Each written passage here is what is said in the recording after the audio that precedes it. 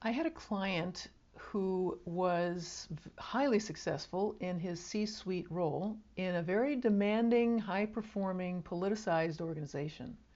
A colleague of mine had referred me to this client because his CEO had told him that he needed to get along better with his peers, the other members of the C-suite. And it turns out that on his employee survey, the scores where the question was about, how well does your division get along with other divisions, that was, while they were decent scores, they were the lowest scores on his survey. Now, this was a little confusing to Carl because when he worked one-to-one with his colleagues, they got along really well. And he was a little skeptical about what his CEO told him because the CEO had a tendency to come to big conclusions based on little information. And so Carl, not his real name, was a little bit skeptical that maybe the CEO was sending him on a wild goose chase. He was game. He was up for it. He was willing to give it a try. When I asked Carl if his results were flagging or if his deliverables to his peers were not coming through, actually his results were good and there were no issues with what his division owed his peers. Everything was running smoothly. Now, I also talked with a CEO who had said that a reason why Carl needed to get along better with his peers is that Carl was in charge of by far the largest division. And sometimes in the C-suite meetings and in what Carl did in his division when he was working with them, it seemed to his peers that Carl was kind of forging ahead and then expecting his peers to catch up. When I asked the CEO to give me an example of what she meant by that in terms of forging ahead, she couldn't really give me an example. Also, when I talked to Carl, I didn't sense any defensiveness, and he seemed friendly and collaborative. So it was a little bit of a head scratcher. There was a little bit of a road to follow, but also I was thinking how to help Carl inquire about this situation in a way that was going to render some good results for him. So given the previous surveys had not rendered any different results, and that the CEO couldn't give specific examples, I was really skeptical as to whether another round of anonymous surveys or interviews, even if they were done by me, was going to render some really useful results. So I was thinking at that point, it's time for the plan and prep strategy. Now, if you were to look up the words plan and prep in the dictionary, you would see very similar definitions. Most people use these words interchangeably because they are synonyms. But my colleague Roger Taylor and I have tweaked these words to mean two different and necessary activities coaches and leaders need to do when we and they are either unsure what to do next or know what we need to do next but are not confident that we could pull it off without having a strategy for successful implementation. You plan and prep before your coaching sessions so you can bring backbone with heart to challenging agenda items and conversations. And you also help leaders plan and prep for their upcoming meetings when they face confusing or daunting situations. Plan and prep is actually one of the milestones in the presence passage of the Systemic Executive Coach Roadmap, the milestone that is called Navigate the Interactional Force Field. This is because something in the organizational system is a trigger for your client's anxiety, and you are catching some of that anxiety yourself as you enter the systemic field through the simple act of talking to your client in your one-to-one sessions and/or while talking with others in the organization.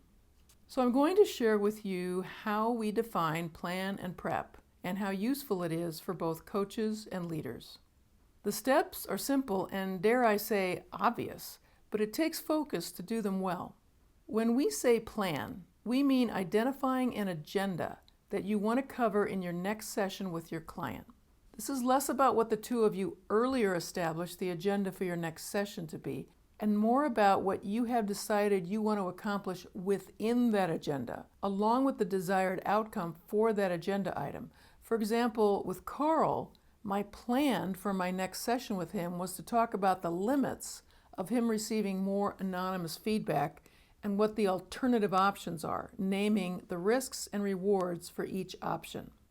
Based on my assessment that Carl and his system were a little dulled by the anonymous feedback that they gave and received, and that another round of anonymous feedback would just fit into it being easy to ignore or decide it wasn't all that helpful, my plan, that is my agenda, was to wake Carl up to the bracing options of getting direct feedback from his peers, leading to one-to-one sessions with them.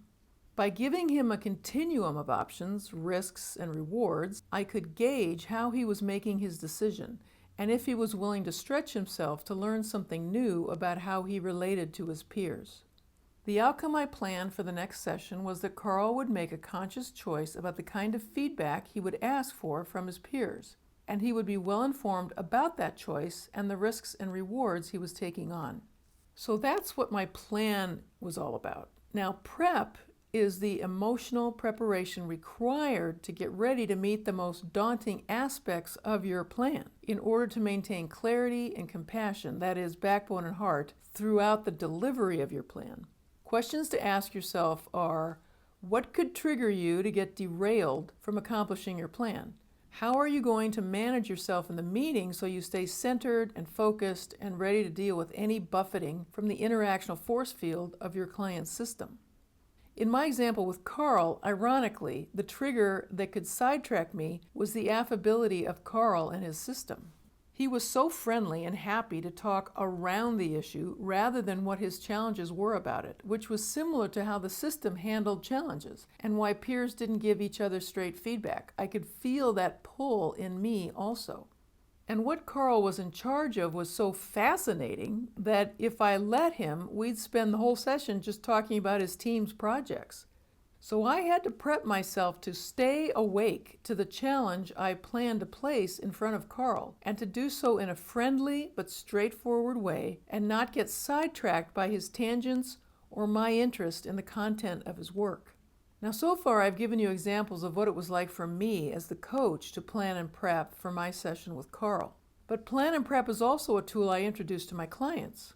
So once Carl chose his feedback options, our sessions consisted of him developing a plan to share his ideas about receiving feedback from his peers, getting their support for it, and then setting up meetings to do it. We also prepped Carl to have those meetings because they were going to run against the avoidance norms of the organization and would feel weird, both to Carl and to his colleagues. This plan and prep strategy means that you have something to help you get ready for challenging client situations, and you have a tool you can offer and work with your clients to help them have a plan, and then prep to strengthen their weaker muscle when it comes to backbone or heart, and what specifically they will do in a given situation, including what may trigger them and how to avoid falling victim to that trigger. Back to my situation with Carl. When I met him the next time and laid out his feedback options, I was able to stay focused on his challenge to get deeper feedback than he had received before. He did choose a feedback option that was several steps beyond what the system had experienced before. Our sessions helped him prep for those norm-breaking meetings with his peers, particularly about asking sincere follow-up questions that showed true curiosity, and to manage to hold inside any yes-but responses or change the subject distractions. The information he received was invigorating to him because it was specific, behavioral, and something he could sink his teeth into and do something about. Carl tweaked how he participated in C-suite meetings, incorporating the feedback he got from his peers. It gave him an additional tool in his tool belt so he didn't default to behaviors that his colleagues read as unproductive. This coaching engagement worked because I did my plan and prep before our sessions, and Carl used our sessions to do his plan and prep work before meeting with his peers. When you use the plan and prep strategy, it helps you get further with leaders into their development, and it helps leaders get further in their meetings with others.